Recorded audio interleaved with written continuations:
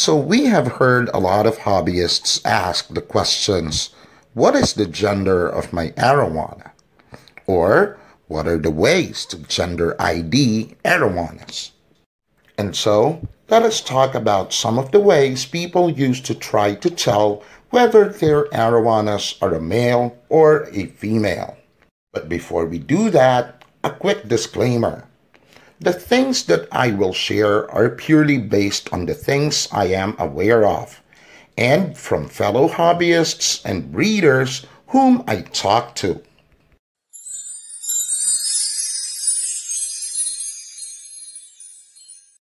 The first way, and probably the most famous that arowana owners do, is to look at the acreage. Now, what is an acreage?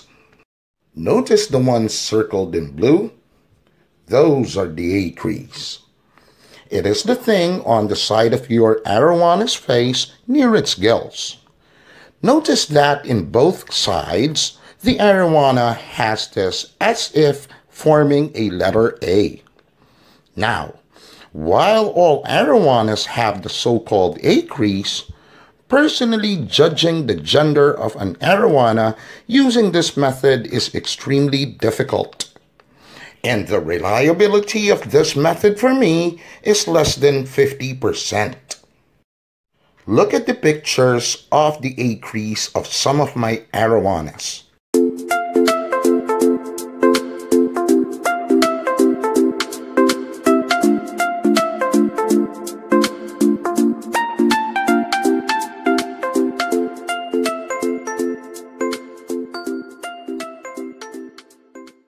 Can you guess what their genders are? The next method that hobbyists use when trying to ID their arrow's gender is to look at the shape of the arowana's mouth. Many people say that a female's mouth is more pointed than that of the male, which has an oval-shaped mouth. Now, as you look at this diagram, you will notice the difference between a female and a male's mouth.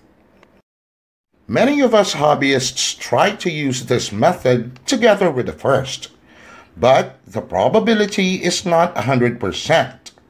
Again, in my opinion, there is only a 50 to 70% chance that these methods work. Moving on, the next technique that hobbyists use is to look at the body shape of their arowanas. Some say that a male arrow has a larger head and a more slender body, while a female has a smaller head but stockier body. But what about the bullet heads and the spoon heads? Does this mean that all bullet heads are males and all spoonies are females?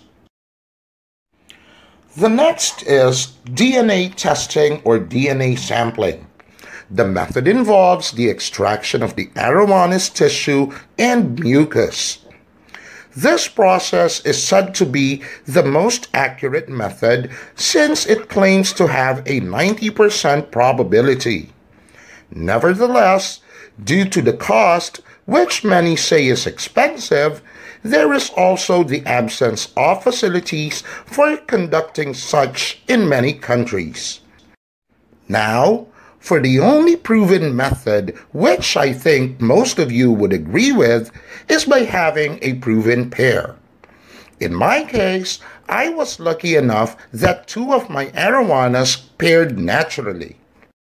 As you can see in the picture, one of them is scooping eggs to its mouth, which obviously is the male, as arrows are mouth brooders, and the male arrow is the one that carries the eggs in its mouth.